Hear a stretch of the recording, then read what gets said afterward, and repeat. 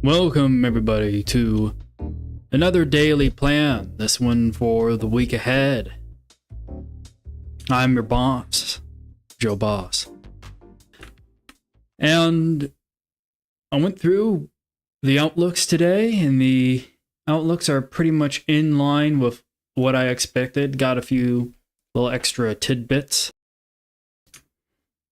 The priority for yesterday and today was to review what was going to occur in the following week. Markets are now closed, so when you look at all these markets here, these are all closed. These look like they're still in post market, so they're still slightly open. So we're here at the end of the week now. As a quick little recap, I put a blurb in the Discord in the description of this video. I'm just going to read it out because in my own words, this is essentially the net expectation I got going into the week ahead. So I'll just read it out to you. The most watched economic events next week will be the Flash PMIs, then the January FOMC Meeting Minutes.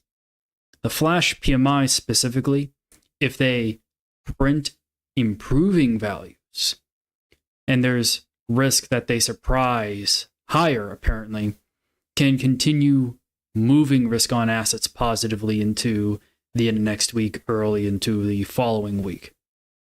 There's a lot of pessimism around continued dollar weakness. So that means the short-term view for risk on is that it might just be short-term, as rate cut expectations for the G7 central banks are continuously getting pushed back further into the second half or into the middle of 2024.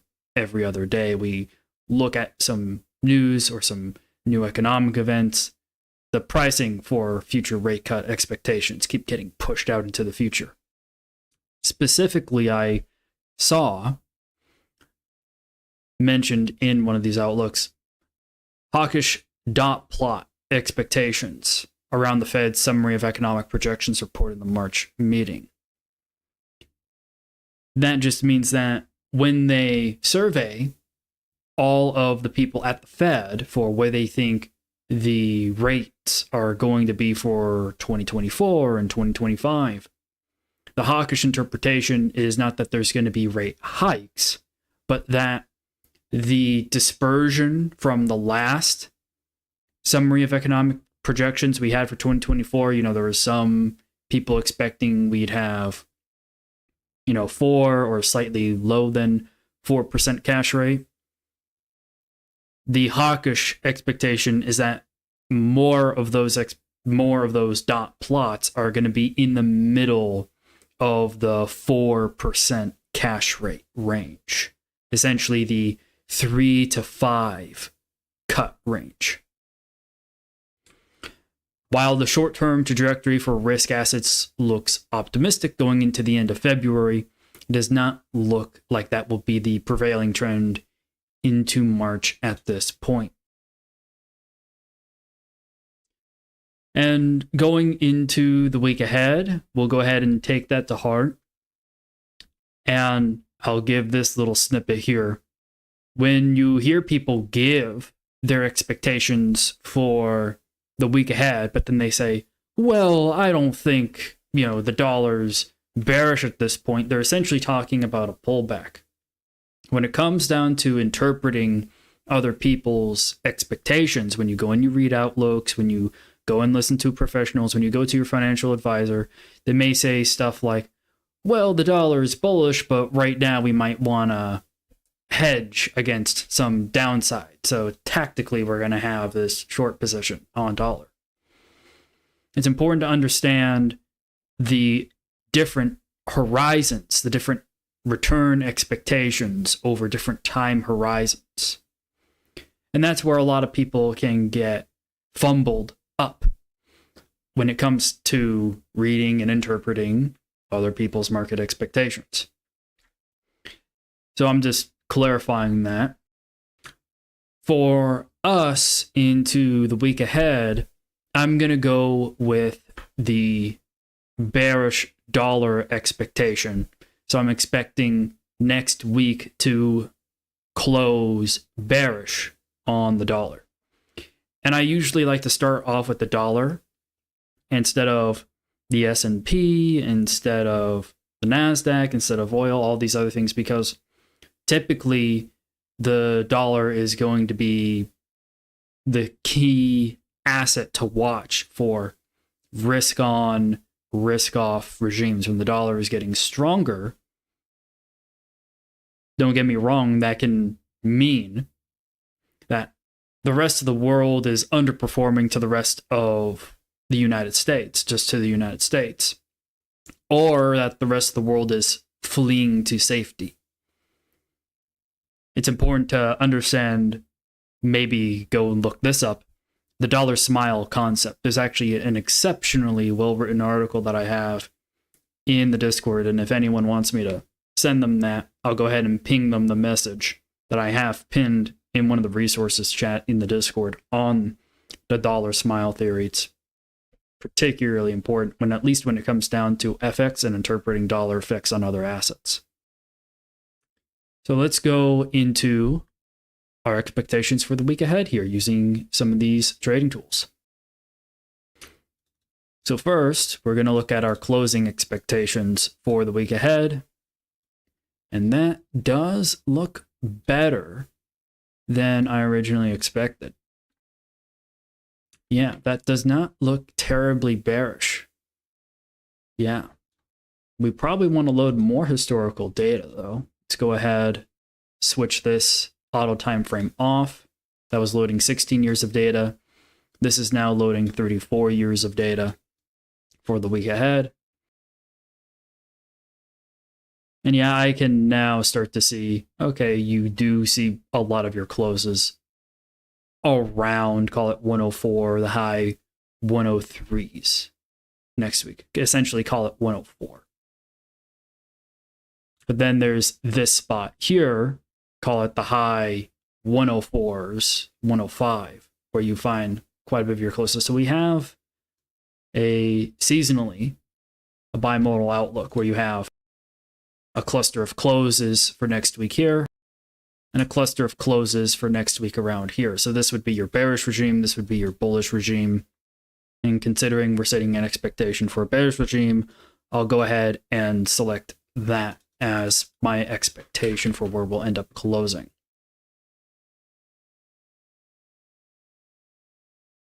And let's go ahead, timestamp it as we always do, keep track of our expectations over time to see how they change. Now, let's go ahead and figure out our low and high expectations. Let's start off with the low odds. We can actually go back to that daily chart, load up this, go to our low data here. And yeah, a lot of lows here, just above the middle of the 103 section here. So if I had to set an expectation for a dollar low, it'd probably be to around here. One thing I am going to do is I'm going to bring up the economic calendar, and you can do so on TradingView with this little calendar button. And I'm going to go ahead, let's see, that's the 20th, 21st, and 22nd of February. So let's go down our economic calendar. Here's the 20th. We have Canadian inflation. We'll be reading a little bit on that in just a second. Korean PMI, Australian wages. That, hopefully that actually does come down a bit. Otherwise, you might get a bit more of a hawkish RBA. Let's see, mortgages, some more Canada news. All right, here we go. We have some US stuff. Bowman, FOMC minutes is on the 21st.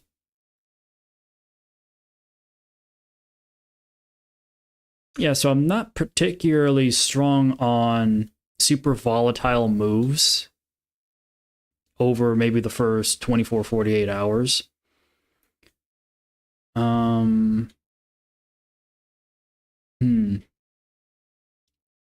Again, those FOMC minutes. Hopefully they aren't crazy volatile. FOMC minutes typically are benign, but every once in a while they give you a little glimpse into their future expectations. And again, that's the January FOMC minutes. And the reason why they are frequently benign is because they usually aren't forward looking. They're talking about the state of affairs at the point in time when they were making their decision. Let's see here. All right, here's some of the PMIs. This is February 22nd.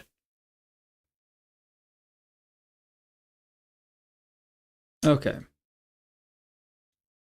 So maybe something along these lines here. The main problem I have with this setup right now is that going into Friday, which is the 23rd, one more day here,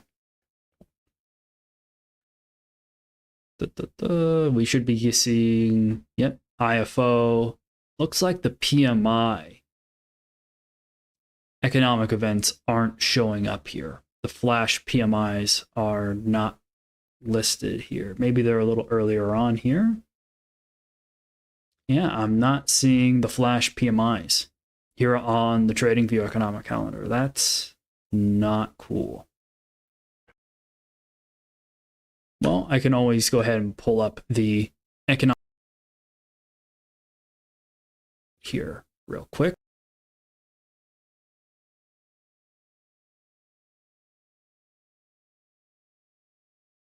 All right, let's scroll down here a sec. And there we go. There's our Flash Services PMI. So we want to zoom in over here. Okay, so let's see, manufacturing PMI, Flash expected to go higher, composite expected to go higher, Eurozone net expected to go higher. And then there's risk of more upside than the forecast. And then we're getting CPI shortly after.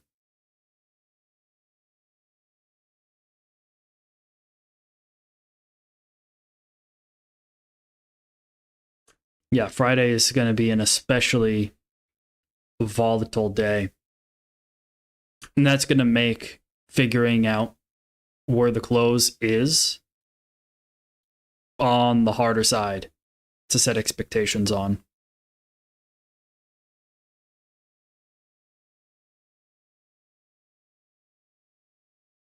I'm still leaning towards this expectation, though.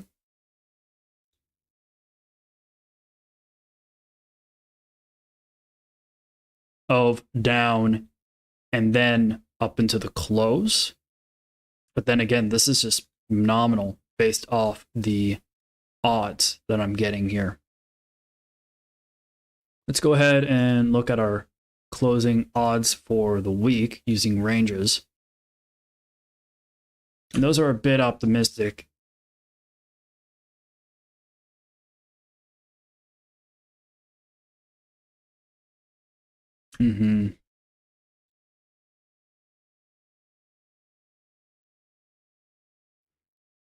This might have to get adjusted just a wee bit lower.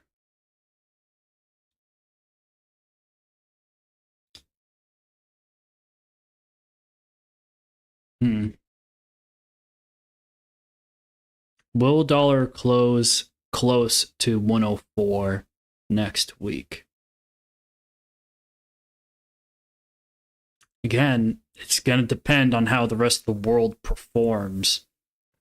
The US has been gaining some strength in its own economic data. And there is some commentary talking about how that could transfer over into these other countries. US growth, US business growing, leading into more business in these other countries, international corporations doing their work. But I'd say I have a bit more uncertainty because of how these flash PMIs could turn out, especially if they surprise to the upside. Because if they do surprise to the upside, you're going to end up with these foreign assets really, really outperforming towards Thursday, Friday of next week.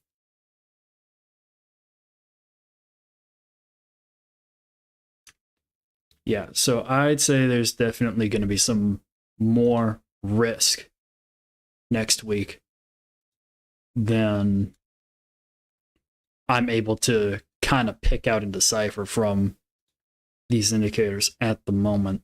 Let's look at our low odds here one more time. Yeah, I'd say nominally you get your low around here. Let's check out our high odds. You do get your highs pretty close to the high of this week, but those are decent continuation odds. They're not, I'd consider 20% plus if your highs occur seasonally for a particular week, 20% plus below the central pivot. This means that the top for the week comes in below this central pivot. But right now it's just reading 17.65. It's close to that 20% number I like, but it's not quite there. So there is some weak continuation odds. So I'll leave this there. I'll consider this a fairly weak expectation. All right, let's go ahead and run down the rest of these USD pairs. Canada is going to be an interesting one.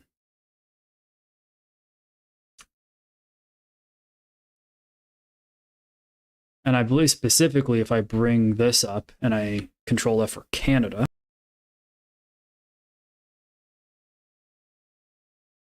so this is an outlook, a week ahead outlook by Wells Fargo on Canadian CPI and how the Bank of Canada is probably going to interpret the CPI data.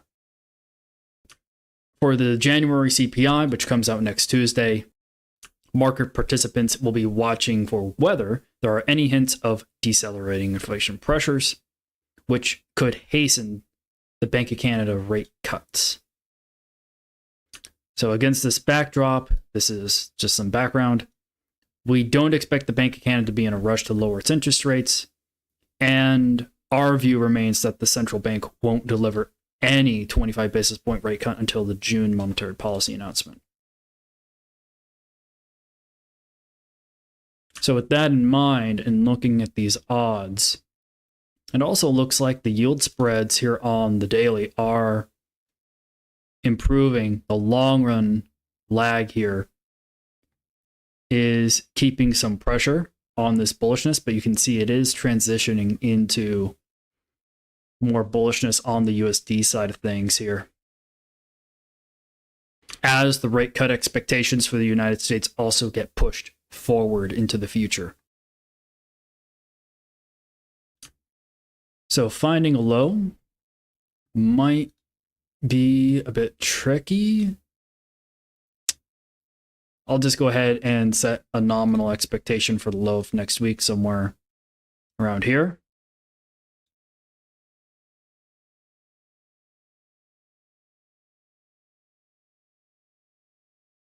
And color that red. Go back to the dollar chart and fix this as well.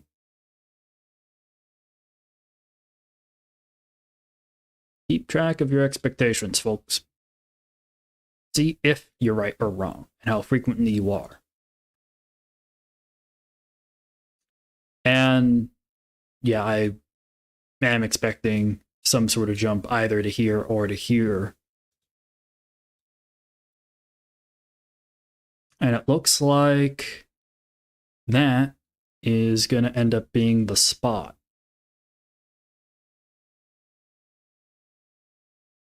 So maybe in the first 24-ish hours of the week, we get some pullback, and then into the rest of the week, probably some bad CPI data that pushes the rate hike expectations out further. Again, the Canadian housing problems are going to be magnified by the Bank of Canada holding rates. And if those rate hike or those rate cut expectations get pushed further out, it's going to add to that additional growth pressure. It's going to hurt their growth.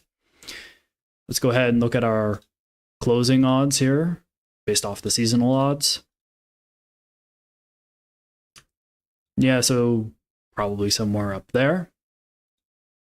And we're getting a bit of overlap, so call it like that. Somewhere in the 135 range.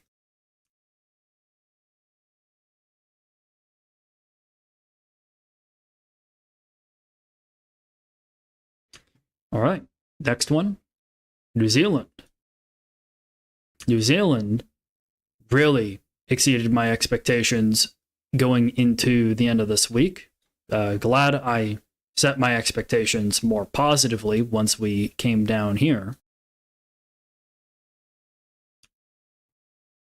But it doesn't look so hot going into next week, but I don't know if I should go along with that. Wow, there is some significant overlap here. Okay, real quick. I want to check this out for the month. Yeah, this was noted in a couple outlooks that I read, this range boundedness. Cracking above here, you'll end up hitting the monthly target that we pointed out last week. Going down here, you're going to end up hitting sub 60 cent.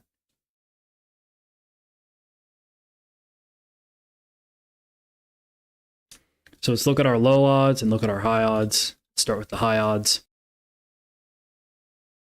And quite a lot of dispersion around where the highs seasonally occur next week.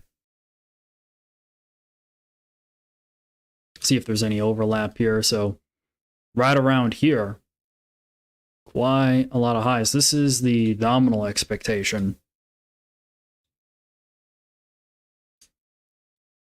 Oh, I wanted to show that. So a lot of highs seasonally occur up here. So call this just below the 62 handle. And right here, it's also just below the 62 handle.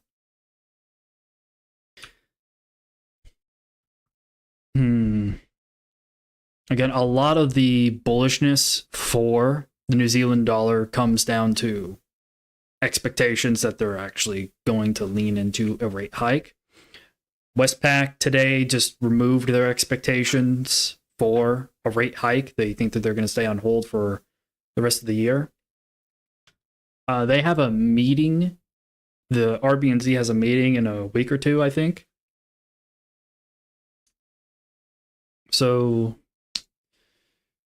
and also, the governor is not giving any sort of hints on how hawkish or dovish he is. He's just being very neutral. So let's go ahead and put this in for now and look at the rest of our odds here. Let's go ahead and check out our low odds. Wow. Those are pretty high. 47% of the time, the low for next week is somewhere around here. Let's see if that lines up with our ranges. And yes, yes, it does. Okay.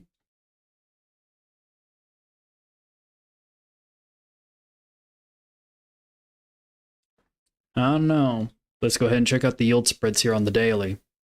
No, those are worse. Again, the long term is lagging and giving the positive, significant positive effects. So,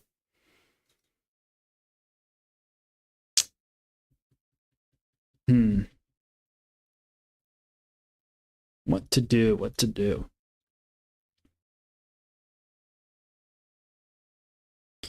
Yeah, I would have liked to see a more conservative close because this is quite bullish, but these yield spreads are worsening going into this close. It's just a matter of, do these yield spreads flip, go back to bullish, or do they continue going red from this more white color?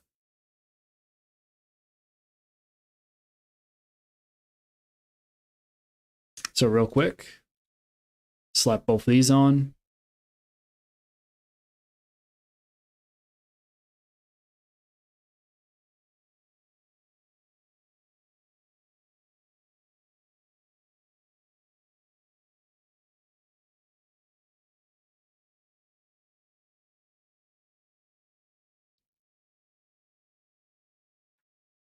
Yeah, if we start opening red, we'll probably end up down here.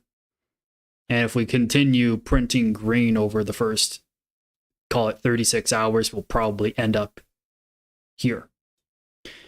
So it's going to be quite hard because this is starting to look pretty auto-correlated now, especially this segment here.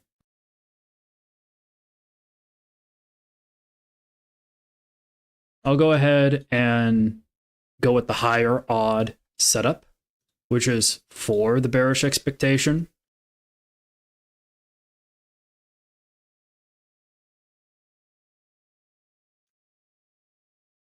Right? Our bearish expectation here, 47%, right around there. So this would be like a 40, 50 pip drop earlier in the week, and then probably at that point, pick a close.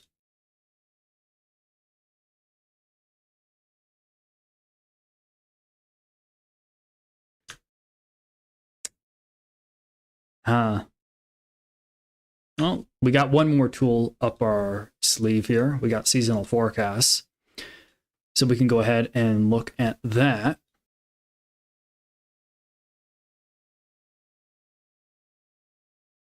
Yeah, not the best, but it does look pretty good. It looks pretty decent. You can see these bottom wicks here on these candles. Usually you get pretty long bottom wicks sometime over these next 3 days, and then going into the latter end of the week, things start to pick up.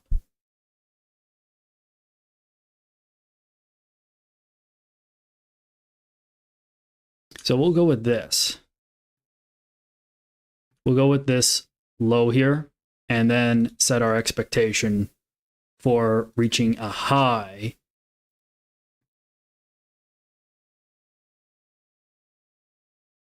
into the middle Thursday, call it, of next week. And as far as the close goes, it'll probably end up closing up here if that ends up happening. So it'll probably close close to the high if that is the case. All right, let's go check out the pound. Again, we got our high and we got our close. I didn't set any sort of low expectations. Let's see if that changes for this week here. Now, pretty flat closing odds. A naive model could pretty much expect that. Oh, those are some pretty good odds. It's essentially the same view, but probably a little bit more conservative, I'd say, probably. Again, it's close to another, call it 40, maybe 60 or 70 pips lower. Again, there's no overlap there.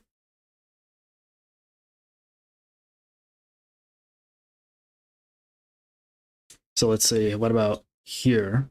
Go ahead and slap on these lows. Yeah, so I'll stay on the more conservative side on the pullback expectations here.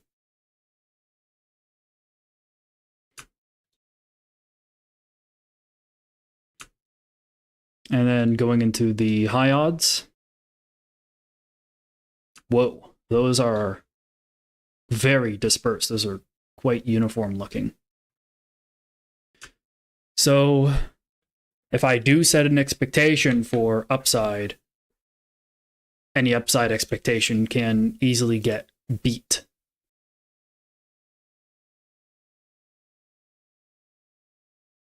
So let's, again, on pound, focus on closing odds. How about that?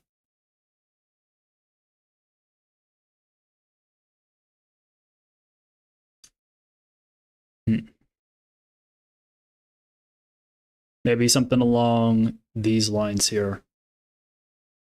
Oh, real quick. Don't want to forget. Keep setting that one to the wrong color. Set up our timestamps and then into a close slightly lower. Yeah.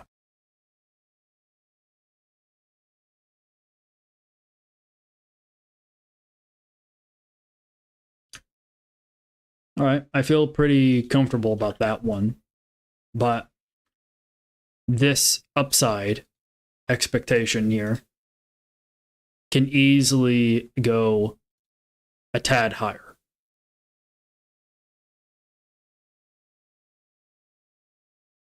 So I'd say, what, past 266? You're probably going to end up with a higher likelihood of going to 127. Because I'm looking at these odds here on the high side. And this is essentially telling me wherever you pick your high, you can essentially guess.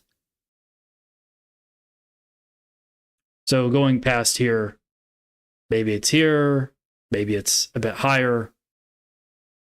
But nominally, without the seasonality,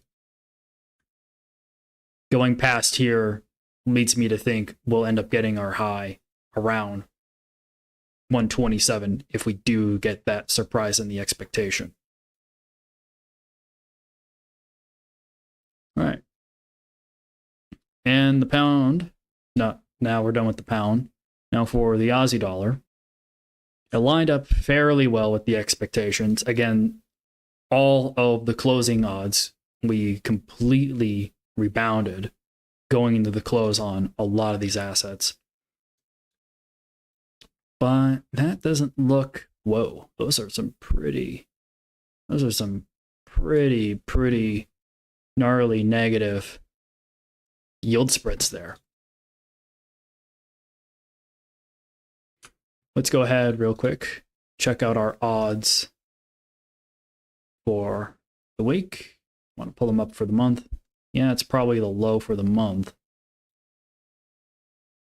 So maybe we want to stay fairly conservative going into the week ahead. Yeah, not too much more upside. And the downside can get a bit more significant.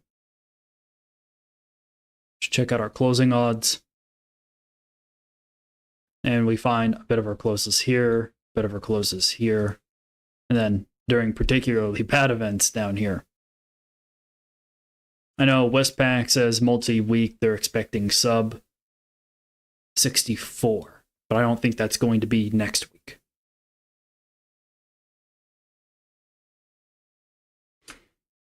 Let's go ahead, look at our high odds and our high ranges. All right. That seems pretty straightforward. Up to around here.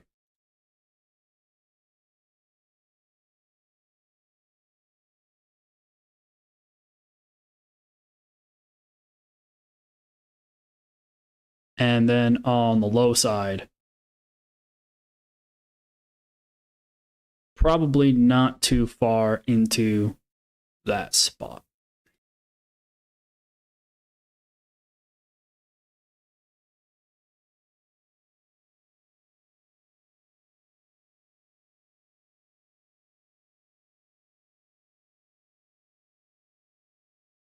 Now let's check out our closing odds. Probably a bit of a bounce.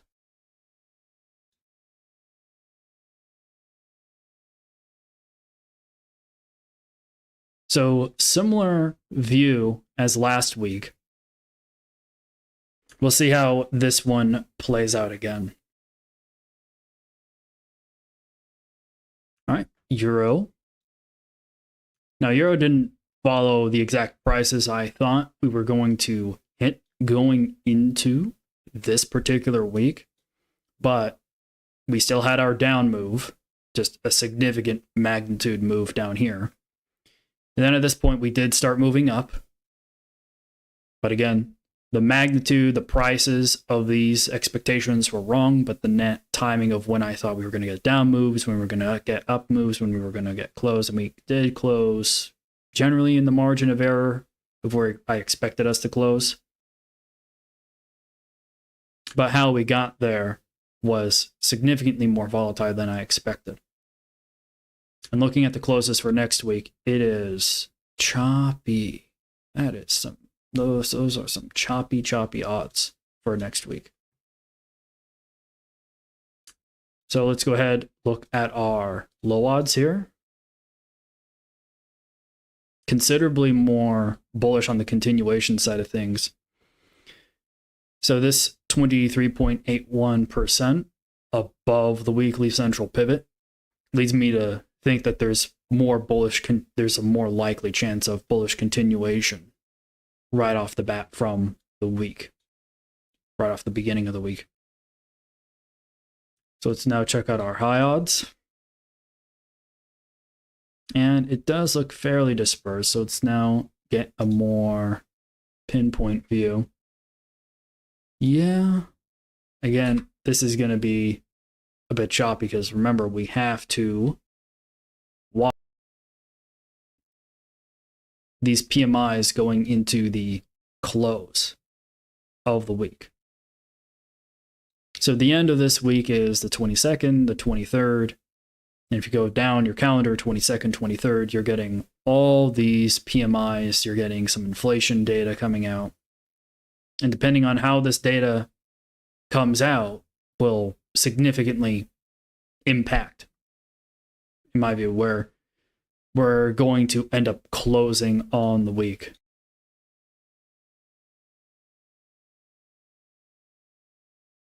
And you can actually see that in the very funky distribution of seasonal closing odds we get for next week. Just how non-uniform this looks is kind of nutty. So let's see if there's any overlap. I mean, yeah, this is going to be another hard one to set expectations for as far as where's the low, where's the high, because these events will cause all sorts of jumps leading into the event and before. So if I were to figure out what my nominal expectations are, it'd probably just be a simple continuation.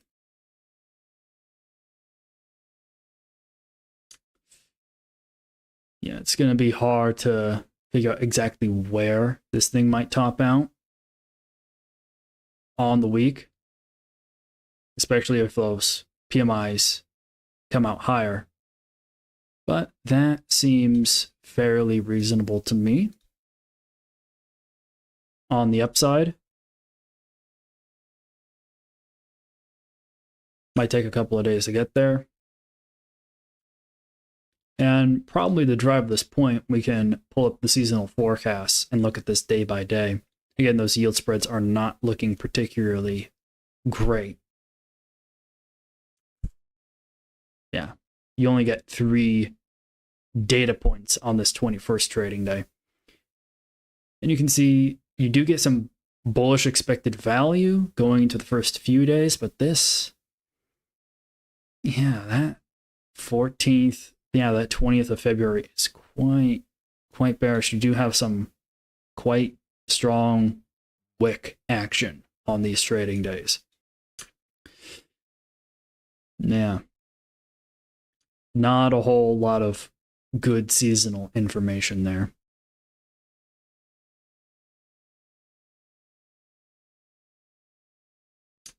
So I'll go ahead and set this expectation that we go up for the first 36 or so hours.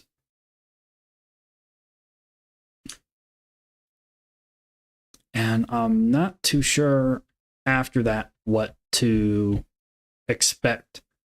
Because if the bullish expectations continue, you'll just end up going all the way up here.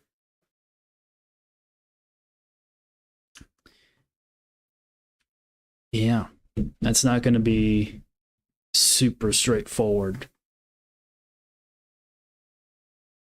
No. Not going to be super straightforward. Yeah, this is as far as I'm willing to set my expectations for. Maybe I'll set some new set of expectations early next week or in the middle of next week in a daily plan stream. But looking ahead, going into the latter half of next week, I have too much uncertainty to set an expectation. So let's move on to the next asset here. Let's see. Did I pretty much cover all the major USD pairs? Looks like I did. Let's go ahead and check out the ES. Wow. This thing dumped. It dumped so freaking hard. Again, a lot of lines here, but this is the line with the latest date from 3 days ago. So it looks like we still ended up closing quite close to the line. I was more happy about it beating my expectations, but that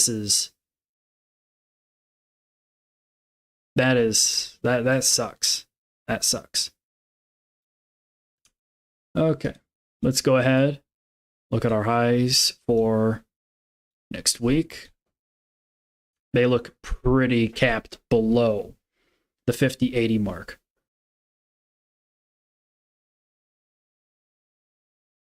Check out our lows. So yeah, maybe something along these lines. Bring up our low distribution there. So maybe something a little more conservative.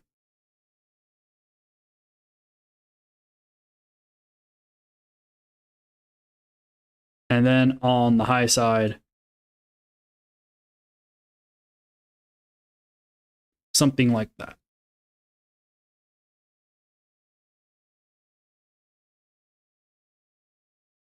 Go ahead, put in our timestamps, set our expectations so we know when we change them.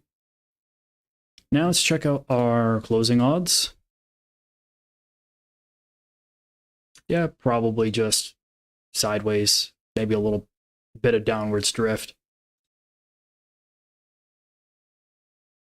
See if that lines up with our distribution. Yeah, that's actually right at the peak of our distribution. So maybe there's a bit of overshoot here, which all in all would be quite welcome. You know, maybe something along these lines here. Yeah, that's totally plausible.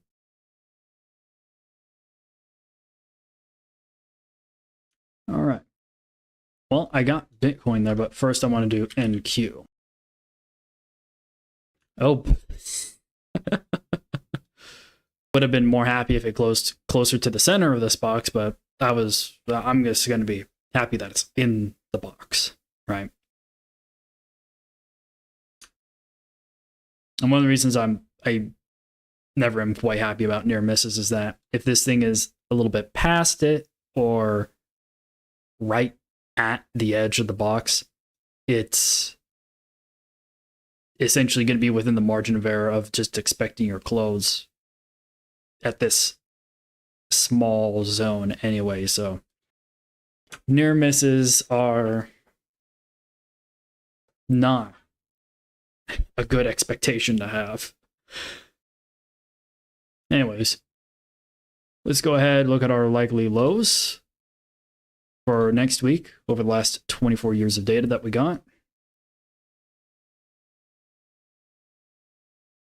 Did we?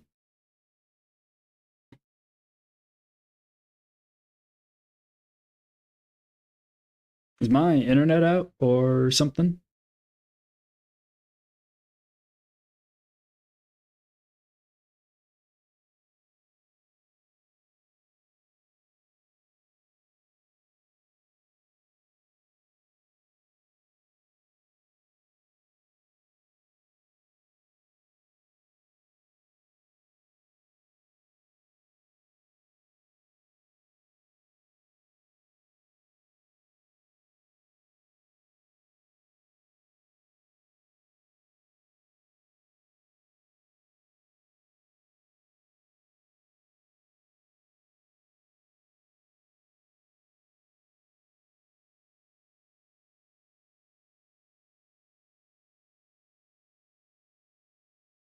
Okay.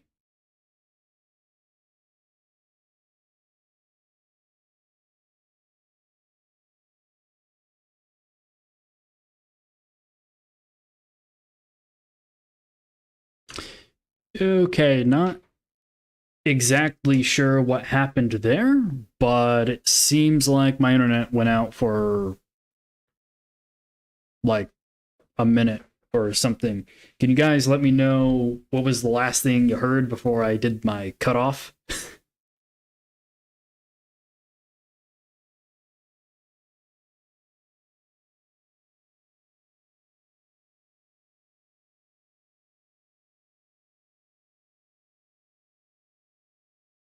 But yeah, we're back. Internet's back. Don't know why it went kaputs there for a moment.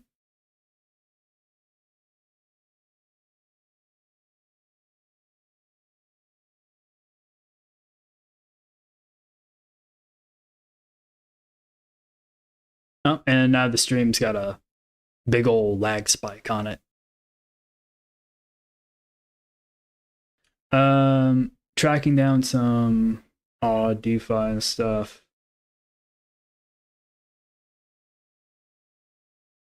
Gotcha. Yeah, the lag on the stream now because of the internet timeout sucks.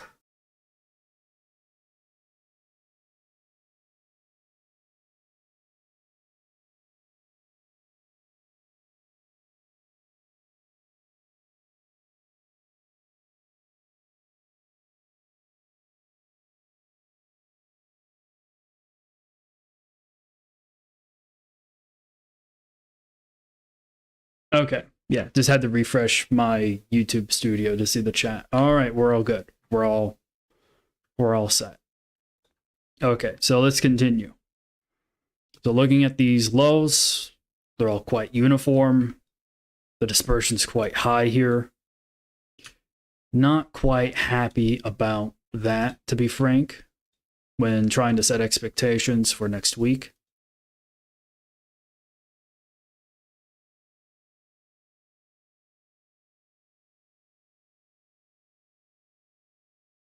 Yeah.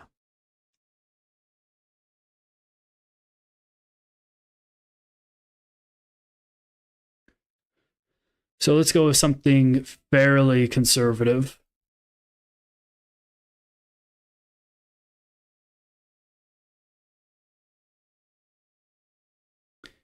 A continuation down to call it the low 17,500s.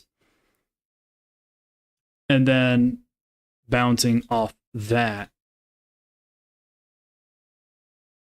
into a more likely high.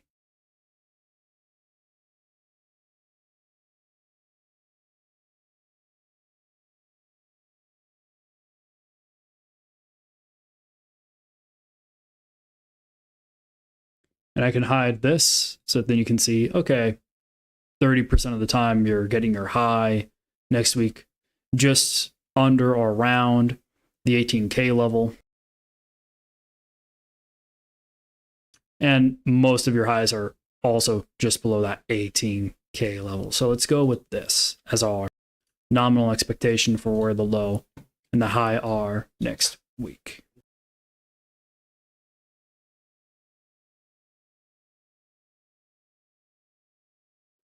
Yep.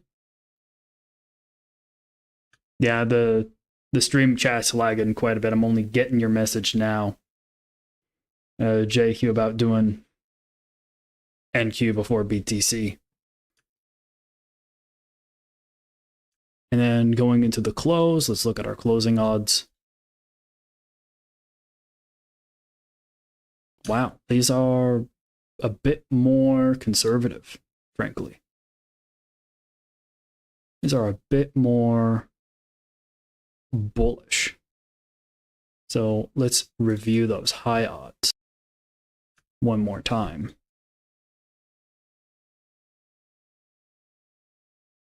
So maybe a tad higher. Set this to blue for the closing expectation.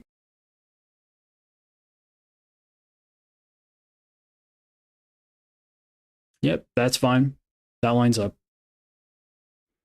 And that'll be the expectation for NQ. Let's get into Bitcoin. Not a particularly great week for Bitcoin. It's like only 22% of the time are you going to go above the 54K mark. And in those times, you're getting crazy exponential moves. And you're talking high 50K range.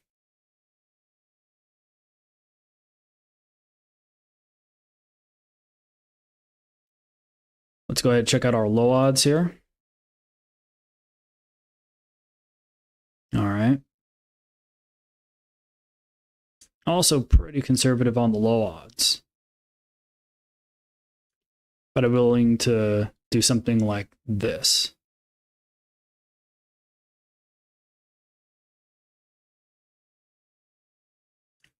Let's say up first and then lower here.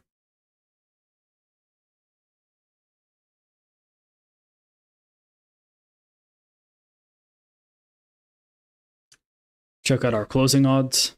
They're probably going to be pretty wonky. No, actually a lot of closes next week. Yeah, so I think this might be the right expectation to set, unless you are getting a crazy move higher.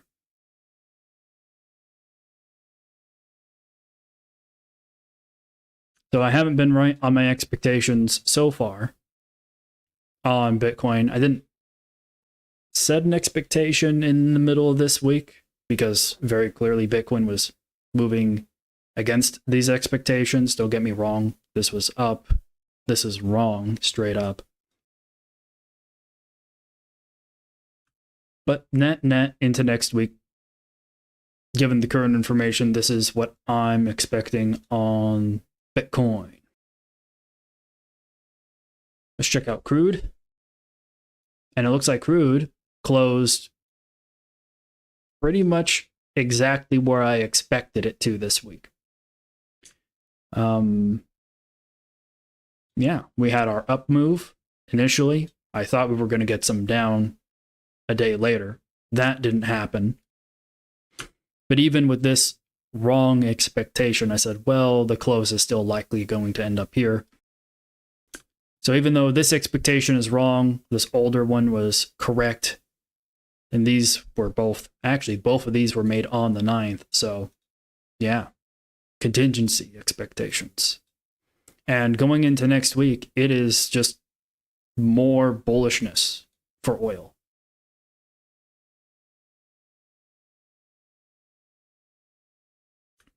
Yeah. So slight pullback.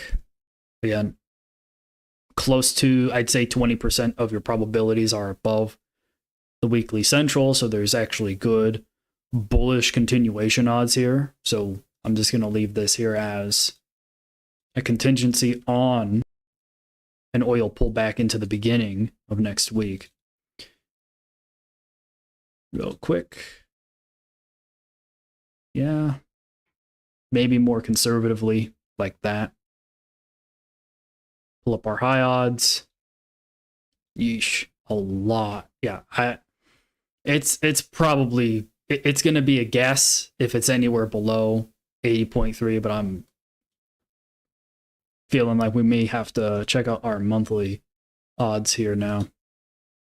Yeah, this spot here.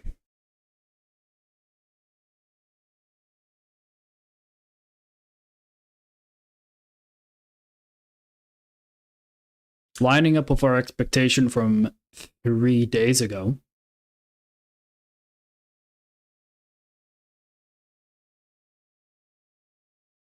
Does gold have any, does oil have any super significant,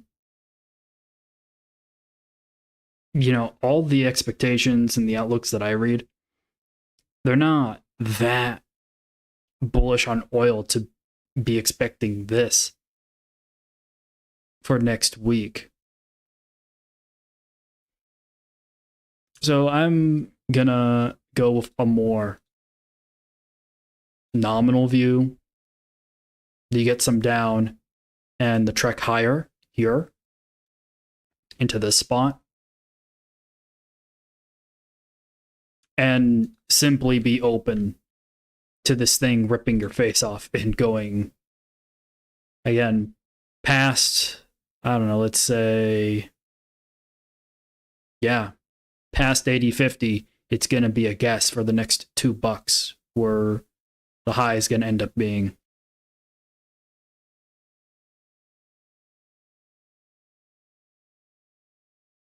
And we can go ahead and plug that in. Change this stuff to green.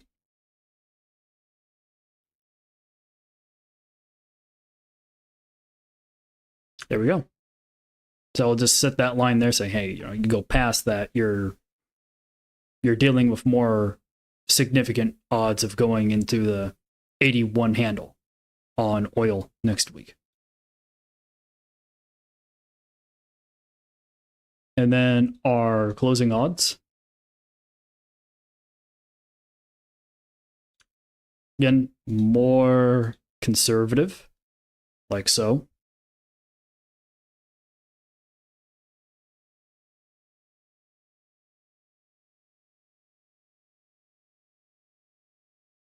Let's go ahead and pull up our ranges. And yeah, that's actually right at the peak of our closing ranges right there. So we'll leave that like it is. Let's check out gold. I want to move over to GC.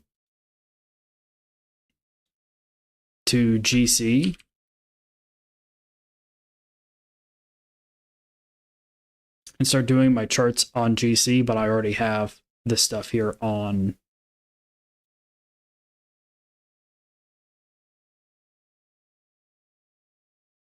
here's something. Go over to GC. Oh, that didn't work. Trying to copy paste my drawings.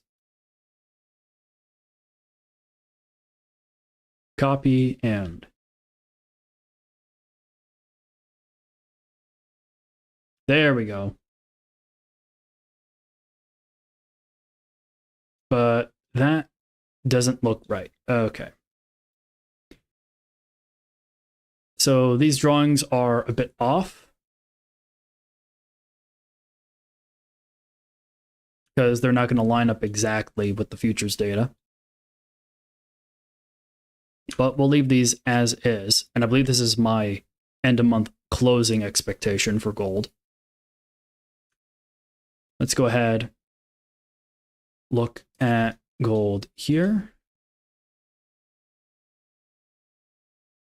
Pretty nominal expectations. A lot of your closes around here. Some of your closes are pretty bearish though. And some are just rip your face off. Let's go ahead and check out our low odds here. Yeah, most of the time your low is around here considering how we're going into the close, let's see if we get more conservative. Yeah.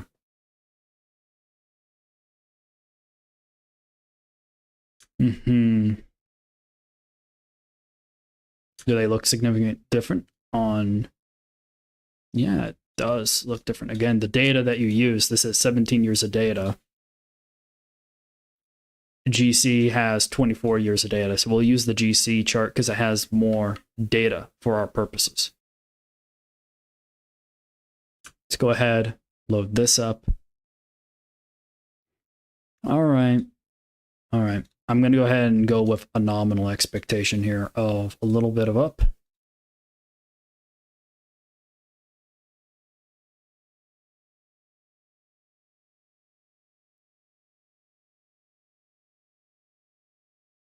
And then let's check out our low.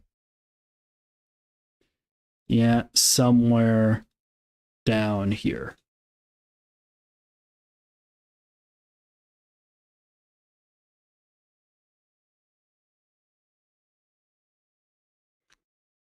Then let's check out our closing odds. So probably another V move like that. So range bound effectively next week.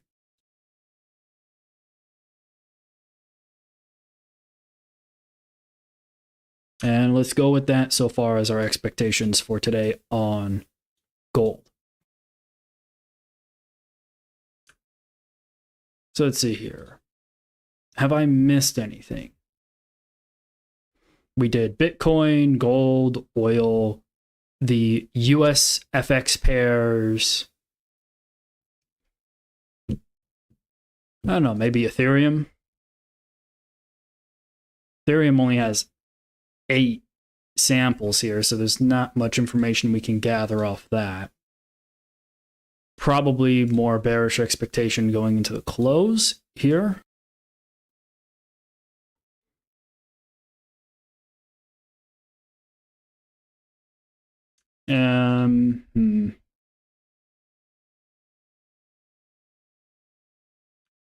Yeah, a lot of lows around here next week. So let's extend this out. Yeah, let's go with this for next week.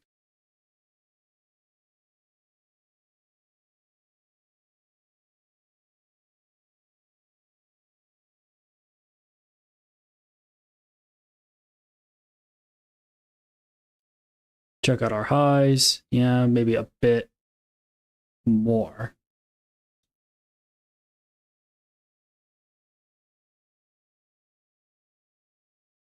Again, there is a risk here that I do want to point out.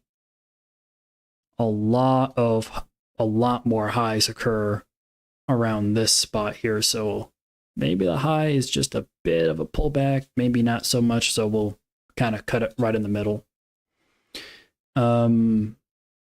Essentially calling it at 2800, 2840, this spot around. And while the closing odds, yeah, you get some of your closes here. Most of your closes are around here. Again, you only got 8 samples on this historically, so the seasonal data is going to be sketchy.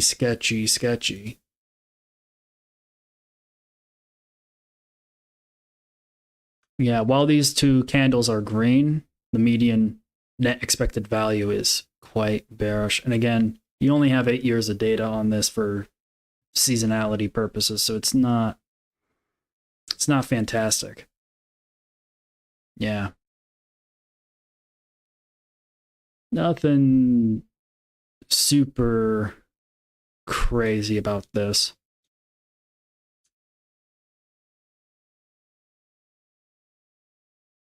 Got an interesting shape to the monthly closing distribution, though. You got a peak here, a peak here, and a peak here. That's a trimodal distribution, even though this peak here is quite small. You can still catch it.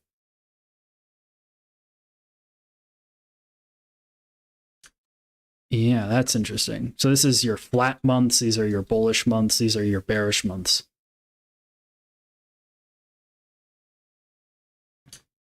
And if I'm going to set an expectation for where we end up closing the month, it'd be something along these lines, just a slight negative drift.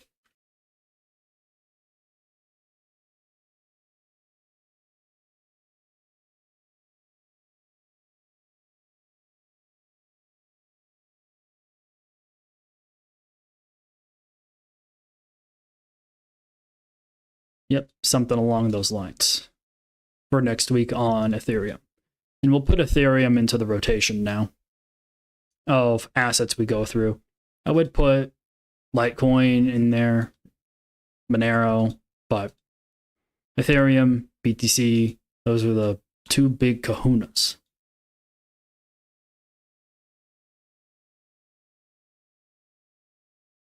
Yeah, that can have some positive expectation there into the close. Could outperform the expectation there. Real quick, let's check up on ARK. Wow. Closing right where you would expect it to, but man. Wow. Yep. You got a peak there. And just barely tapped it. And I think there was, yeah, it overshot this. That is quite dangerous. Quite dangerous. Yeah. Yeah, most of the time your closes are around here.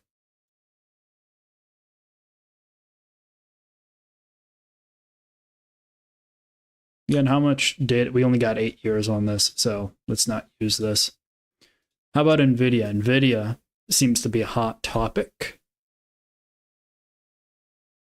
15 years of data. Wow. Well, let's say probably ending up with your high around here.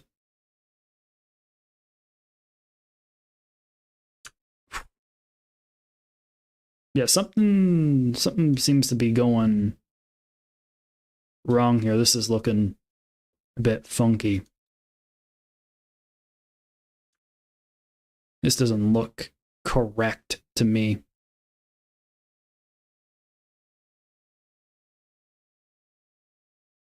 Turn on my frequency thing here. No, that does show up there.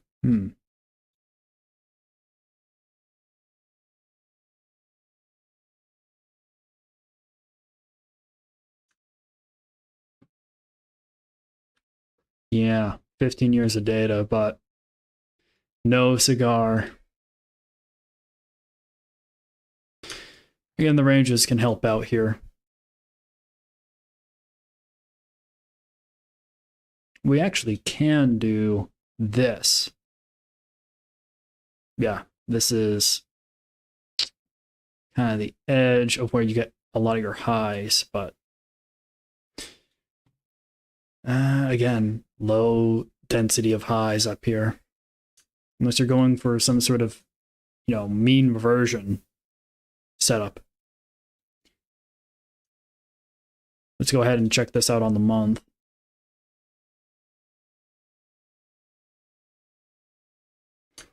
Yeah, this does seem plausible, going back to 700 by the end of the month. We'll go ahead and put that in there. Well, other than that, I think I've covered pretty much everything I wanted to cover.